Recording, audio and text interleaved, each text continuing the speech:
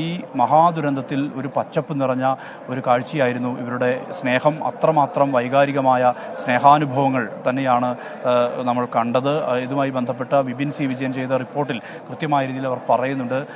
തനിച്ചാക്കില്ല ശ്രുതിയെ എന്നുള്ളത് ജെൻസൺ കൈകൾ കോർത്തു പിടിച്ചുകൊണ്ട് പറയുന്നത് ഉൾപ്പെടെയുള്ള കാര്യങ്ങൾ പുറത്തു വന്നിട്ടുള്ളതാണ്. അതിനുശേഷം നമ്മുടെ ജില്ലാ സമ്മേളനത്തിലും ഇവർ പങ്കെടുത്തിരുന്നു. രണ്ടുപേരും വളരെ സന്തോഷത്തോടു കൂടി തന്നെയാണ് ജില്ലാ സമ്മേളനത്തിൽ പങ്കെടുത്ത് തിരിച്ചുപോയത്.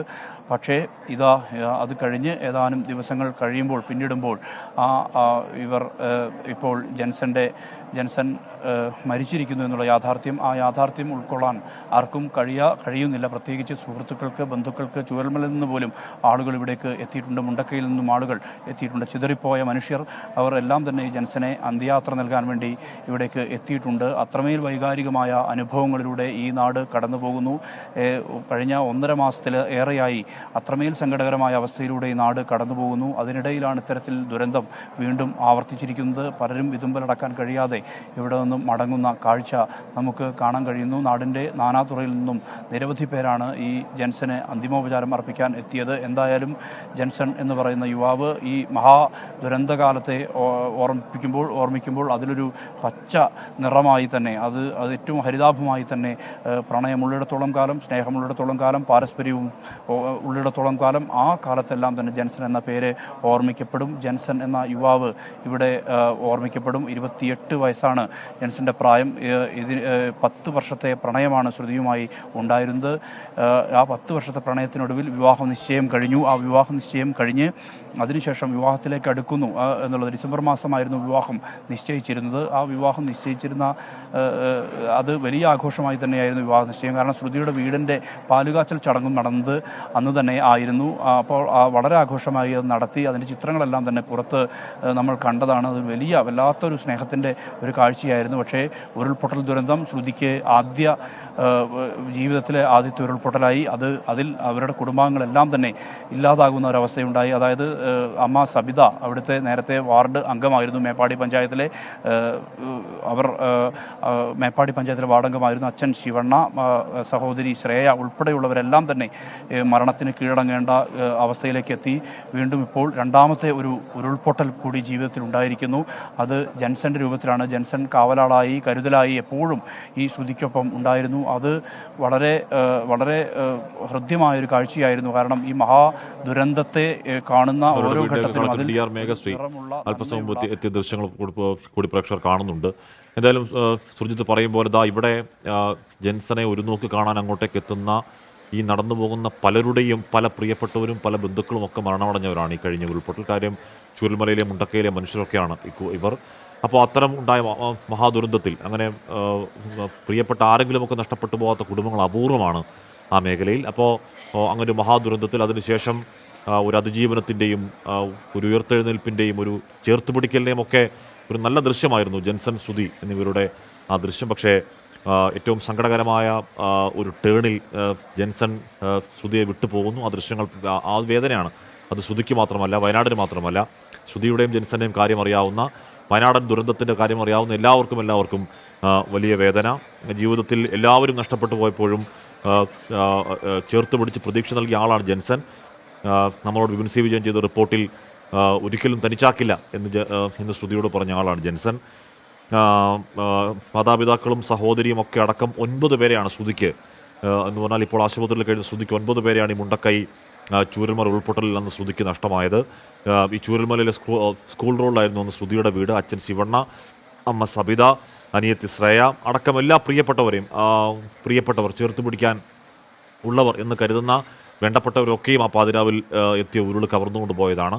അതിനുശേഷമാണ് ജെൻസൺ ഇനി അങ്ങോട്ട് ഇവരെല്ലാമായി, അച്ഛനായി, അമ്മയായി, ചേച്ചി, അനിയത്തിയൊക്കെയായി എല്ലാവരുമായും കൂടെ ഉണ്ടാകും അത് വെറുതെ ഉറപ്പായില്ല, അത് വെറുതെ പറഞ്ഞതായിരുന്നില്ല. അത് ഹൃദയൈക്യത്തിൻ്റെ വലിയ ഉറപ്പിൽ ജെൻസൺ അത് പറഞ്ഞതാണ്. അതിനിടയിലാണ് മറ്റൊരു ദുരന്തം പോലെ ഒരു വാഹനാപകടം എത്തുന്നു. ആ വാഹനാപകടത്തിൽ പരിക്കേൽക്കുന്നു. പരിക്ക് കുറച്ച് ഗുരുതരമാകാനുള്ള കാരണം ഇടിയുടെ വാഹനാപകടത്തിൻ്റെ ആഘാതത്തിൽ തലച്ചോറിൻ്റെ സ്ഥാനമാറ്റമടക്കം ഉണ്ടായി. അതുകൊണ്ട് തന്നെ ജെൻസന്റെ ജീവിതത്തിലേക്കുള്ള മടങ്ങിവരവ് പ്രയാസകരമാകുമെന്ന് തന്നെ മൂപ്പൻസ് മെഡിക്കൽ കോളേജ് ഡോക്ടർമാർ പറയുന്നുണ്ട്. എങ്കിൽ കൂടിയും ജീവിതത്തിലേക്ക് മടക്കി കൊണ്ടുവരാൻ ആ ഡോക്ടർമാർ ആശുപത്രി പരമാവധി ശ്രമിച്ചു. പക്ഷേ ദൗർഭാഗ്യവശാൽ ആ ശ്രമം വിജയിച്ചില്ല. എന്തായാലും ആ ജെൻസന് നാട് അവസാനമായി ഒരു നോക്ക് കാണുന്നു, നാട് അവസാനമായി ഒരു നോക്ക് കാണുന്നു, നാട് യാത്രാമൊഴി നൽകുന്നു. വികാര വായ്പോട് കൂടി തന്നെ നാട് ജെൻസന് യാത്രാമൊഴി നൽകുന്ന ദൃശ്യങ്ങളാണ് പ്രേക്ഷകർ കാണുന്നത്. ഈ ദുരന്തത്തിന്, ഈ മഹാദുരന്തത്തിന് ഒറ്റ മാസം മുൻപാണ് ജെൻസനും ശ്രുതിയും തമ്മിലുള്ള വിവാഹ നിശ്ചയം നടന്നത്. ഏതാണ്ട് അതേ ദിവസം തന്നെ ശ്രുതിയുടെ പുതിയ വീടിൻ്റെ പാലുകാച്ചലിൻ്റെ വിവരങ്ങളൊക്കെ നമ്മൾ അവിടെ ജില്ലാ സമ്മേളനത്തിന് പോകുമ്പോൾ കേൾക്കുന്നുണ്ടായിരുന്നു. ഒറ്റ മാസം കഴിയുമ്പോഴേക്കും കാര്യങ്ങൾ സിനേറിയ ഒന്നാകെ മാറുന്നു. ശ്രുതിയുടെ പുതിയ വീടും പുതിയ വീട്ടിലെ ആൾക്കാരും ഇല്ലാതാകുന്നു. ഏറ്റവും ഒടുവിൽ എല്ലാ കാലവും കൂടെ ഉണ്ടാകും എന്ന് ചേർത്ത് പിടിച്ചിരുന്ന, കൈകൾ കോർത്ത് പിടിച്ച് ജെൻസനെയും വിധി കവർന്നുകൊണ്ട് പോകുന്നു. ഡിസംബറിലാണ് ഇവരുടെ വിവാഹം നടത്താനൊക്കെയുള്ള ആലോചന ഉണ്ടായിരുന്നത്. വെള്ളാരംകുന്നിലാണ് ഈ കൊടിയ ദുരന്തം. ഒമ്നി വാനും സ്വകാര്യ ബസ്സും കൂട്ടിയിടിച്ച് ദുരന്തമുണ്ടാകുന്ന പ്രേക്ഷകർ കാണുന്നത് ജെൻസന്റെ സഹോദരൻ ജെയ്സനാണ്. താങ്ങാനാവാത്ത വേദനയാണ് എന്ന് നമ്മൾ വെറും വാക്കുകൾ പറയുന്നതല്ല, ദൃശ്യങ്ങളിൽ നിന്നൊക്കെ പ്രേക്ഷകർക്ക് വ്യക്തമാകുന്നു. സുർജിത്ത് അയ്യപ്പത്ത് ചേരുന്നു. സുർജിത്ത്, ഒരു ദുരന്തത്തിൽ നിന്ന് നാട് കരകയറി വന്നിട്ടില്ല, ഇനിയും കരകയറി വന്നിട്ടില്ല. നമ്മൾ അതിജീവിക്കുമെന്നൊക്കെ പറയുമ്പോഴും പ്രിയപ്പെട്ടവരെ ഇല്ലാതായവരുടെ വേദനയ്ക്ക് പരിഹാരമുണ്ടാവുന്നില്ല. ആ വേദനയ്ക്ക് മേൽ പിന്നെയും ഒരു വേദന കൂടി ഇപ്പോൾ സുർജിത്ത്. തീർച്ചയായും ഇരട്ടി പ്രഹരം എന്നൊക്കെ വിശേഷിപ്പിക്കാം ഇതിനെ. കാരണം അത്രമാത്രം ദുഃഖഭരിതമായ ഒരു അന്തരീക്ഷം, വല്ലാത്തൊരു മഹാദുരന്തത്തിൽ വിറങ്ങലിച്ചു നിൽക്കുന്ന നാടാണ് വയനാട്. ആ ഒരു ഘട്ടത്തിലാണ് വീണ്ടും ഇങ്ങനെ ഒരു മഹാദുരന്തം ഉണ്ടായിരിക്കുന്നത്. അത് അസഹനീയമാണ്. കാരണം നേരത്തെ ഹാഷ്മി പറഞ്ഞ പോലെ തന്നെ ഈ വല്ലാത്തൊരു പ്രണയക്കാഴ്ചയായിരുന്നു ഇവരുടേത്. കാരണം ഈ ഘട്ടത്തിൽ എല്ലാവരും നഷ്ടപ്പെട്ട ശ്രുതി, ആ ശ്രുതിയെ ചേർത്ത് പിടിച്ച് ജെൻസൺ എപ്പോഴും മേപ്പാടിയിലെ ക്യാമ്പിലും അതോടൊപ്പം തന്നെ അത് പിന്നീട് ഇങ്ങോട്ട് എല്ലാം തന്നെ ജെൻസനൊപ്പം കരുതലായി ഉണ്ടായിരുന്നു. കൈകൾ കോർത്ത് പിടിച്ചുകൊണ്ട് എപ്പോഴും നിഴലായി ഈ ശ്രുതിക്കൊപ്പം ജെൻസൺ ഉണ്ടായിരുന്നു. അവർ ഒരു പുതിയ ജീവിതത്തിലേക്ക് കാൽവെക്കാനുള്ള ഒരുക്കത്തിലായിരുന്നു. അത്തരം ആ ഒരുക്കങ്ങളെല്ലാം തന്നെ നടക്കുന്നതിനിടെയാണ് ഇങ്ങനെ മറ്റൊരു ദുരന്തം കൂടി ഇവിടെ സംഭവിച്ചിരിക്കുന്നത്. അത് അത്രമേൽ ദുഃഖഭരിതമായ ഒരവസ്ഥ, അത് അസഹനീയമായ അവസ്ഥ, അതാണ് സംഭവിച്ചിരിക്കുന്നത്.